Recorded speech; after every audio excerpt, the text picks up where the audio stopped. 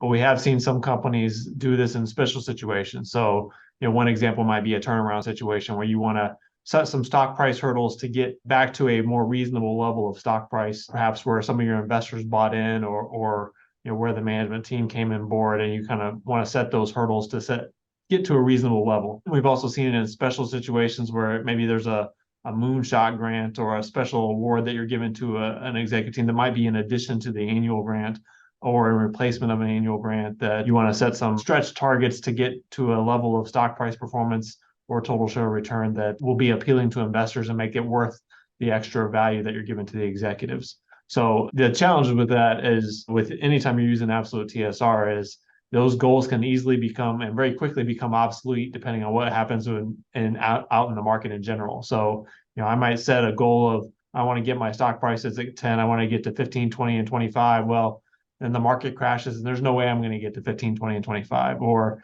the market just goes on a run and it makes it very easy to get to 15, 20, and 25. So those goals can quickly become obsolete depending on what happens outside of your company. Where I've seen it also happen, occur, or be adopted is kind of as a modifier or a check to say, is the underlying program working and is it creating alignment with performance? So this might be somewhat common approach would be a negative TSR cap to say, we have this underlying measure, maybe it's relative TSR, maybe it's a financial metric, but if our absolute TSR is negative, we can't earn above target, period. And so it's kind of a check on that to say, is there a reasonable alignment with absolute shareholder return in the underlying long-term incentive program?